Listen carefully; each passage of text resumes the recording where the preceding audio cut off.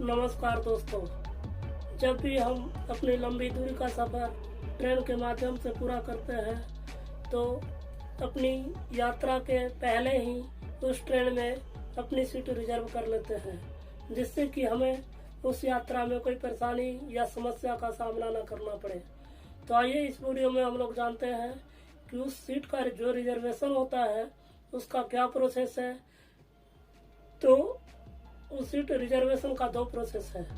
एक प्रोसेस है online process है, जिसमें हम ऑनलाइन पेमेंट करते हैं और अपना सीट रिजर्व कर लेते हैं। और दूसरा जो प्रोसेस है वो है ऑफलाइन, जिसमें हमें रेलवे स्टेशन से ही एक फॉर्म मिलती है और उस फॉर्म को हम लोग फिलअप करते हैं और फिर उसके माध्यम से हम अपना सीट रिजर्व करते हैं। तो आइए इस वीडियो में देखते हैं कि ऑफलाइन जो फॉर्म हम फिलअप करते हैं वो फॉर्म कैसे फिलअप करते हैं और अपना सीट कैसे रिजर्व करवाते हैं। हाँ तो दोस्तों, यही वो फॉर्म है जब हम ट्रेन के माध्यम से लंबी दूरी की यात्रा करते हैं तो उस ट्रेन में सीट रिजर्व करने के लिए इस्तेमाल करते हैं। ये जो फॉर्म है आपको रेलवे स्टेशन के टिकट काउंटर पे आपको फ्री में और आसानी से उपलब्ध है। तो आइए हम लोग जानते हैं कि इस फॉर्म को हम लोग कैसे फिलअप करते हैं। कि ये जो पहला कॉलम है इसमें कह रहा है कि अगर आप डॉक्टर हैं तो आप इस वाले कॉलम में यस का टिक लगाएं, जिससे कि मान लीजिए अगर रेलवे यात्रा के दौरान किसी को कोई परेशानी हो तो आपसे फर्स्ट एड के लिए संपर्क किया जा सके। ये जो दूसरा वाला जो कॉलम है इसमें कह रहा है कि मान लीजिए आपके साथ कोई लेडी यात्रा कर रही है, अगर वो प्रेग्नेंट है तो इसमें भी यस का टिक लगाएं, जिससे कि अगर कोई परेशानी हो तो आपको आसानी से सुविधा प्रदान की जाए। ये जो तीसरा वाला जो कॉलम है इसमें कह रहा है कि मान लीजिए आप कोई सीनियर सिटीजन है और सरकार द्वारा जो या रेलवे के माध्यम से जो आपको विशेष सुविधा उपलब्ध करवाई जा रही है, अगर वो लेना चाह रहे हैं तो यहाँ पे यस का टिक लगाएं।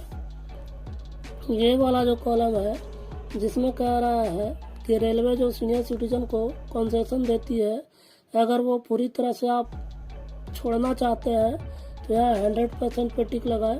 अगर आप चाहते हैं कि नहीं हम 50% लें और 50% छोड़े तो यहाँ पे टिक लगाएं। ये तीसरा वाला जो कॉलम है ये आपको अपग्रेड के लिए है। मान लीजिए आपका कोई टिकट है वो RAC रह गया या वेटिंग रह गया और यात्रा के दौरान अगर आपको अपग्रेड करने की ज़रूरत पड़े तो अपग्रेड करवाना है या नहीं, तो इसमें यस ही लगाएं। ज़्यादातर लोग इसमें यस का ही टिक लगाते हैं।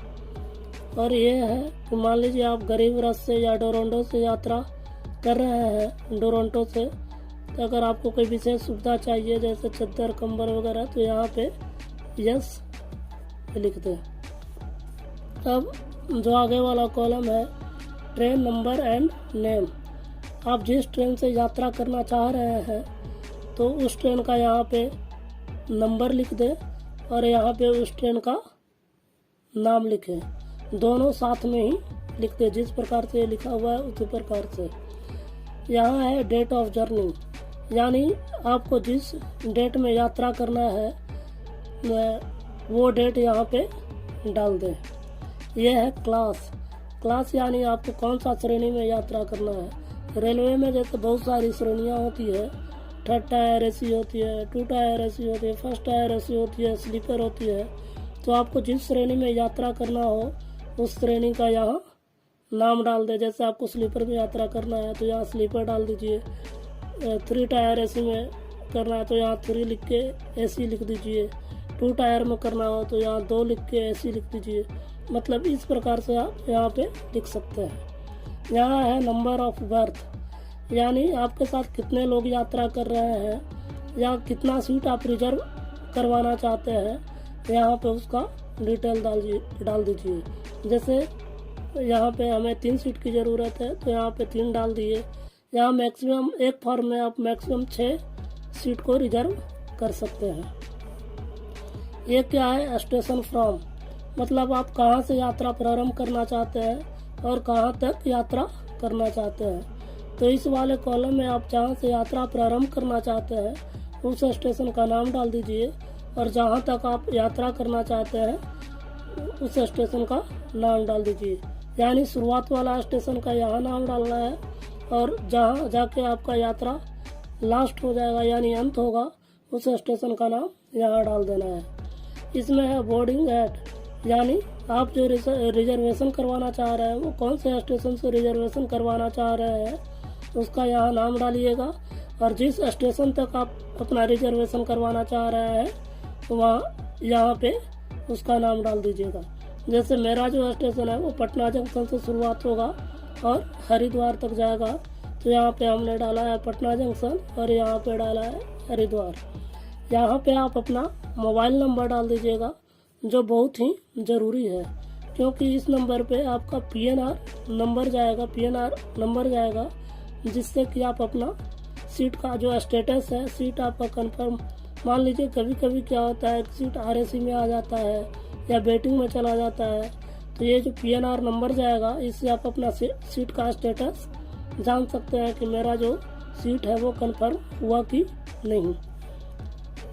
अब ये वाला कॉलम है, ये वाला जो कॉलम है इसमें जो आपके साथ लोग यात्रा कर रहे हैं उनका नाम डालना है, एज डालना है, उनका जेंडर डालना है, ये सब डालना है।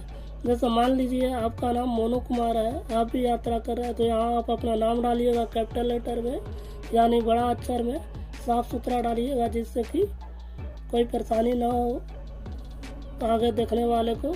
और यहाँ पे अपना नेशनलिटी डाल दीजिएगा। नेशनलिटी मतलब होता है राष्ट्रीयता, आप कौन से देश के रहने वाले हैं। मान लीजिए आप इंडिया के रहने वाले हैं तो यहाँ पे इंडिया लिख दीजिएगा। यहाँ जेंडर का मतलब आप क्या है, स्त्री है, पुरुष है। मान लीजिए आप पुरुष हैं तो यहाँ पे मेल डाल दीजिएगा। अगर आपके साथ कोई स्त्री भी यात्रा कर रहे हैं तो उनका यहाँ पे फीमेल डलाएगा, F डलाएगा, यहाँ पे उनका A डाल देना है। और ये वाला जो कॉलम है उसमें आपको सीट का वो दिया गया कि आप कौन सा सीट चॉइस करना चाहते हैं। मान लीजिए आप लोअर सीट लेना चाहते हैं तो यहाँ LV डाल दीजिएगा। अगर आप अपर सीट लेना चाहते हैं तो यहाँ पे UV डाल दीजिएगा यानी अपर बर्थ। और यहाँ और नीचे वाला जो दूसरा नंबर है इसमें आपके साथ जो यात्रा कर रहे हैं उनका डिटेल रहेगा। जिस प्रकार से ऊपर आपका डिटेल है उसी प्रकार से नीचे में इनका पूरा डिटेल रहेगा। यहाँ पे मान लीजिए और इसी प्रकार आपके साथ जितने भी लोग यात्रा कर रहे हैं 6 नंबर तक उनका पूरा यहाँ डिटेल डालिएगा। यहाँ पे उनका जेंडर डालिएगा, मेल है फीमेल है, और यहाँ पे उनका एज डालिएगा। यहाँ पे सीट डालिएगा, आप कौन सा सीट लेना चाहते हैं। अगर ये सीट उपलब्ध होगी तो आपको ये सीट उपलब्ध करा दी जाएगी।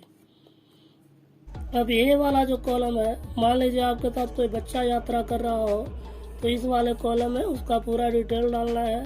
जैसे मेरे साथ जो है वो चंदन कुमार नाम का एक लड़का बच्चा जो है वो यात्रा कर रहा है, वो मेल है यानी पुरुष है और उसका एज कितना है, 4 साल का है।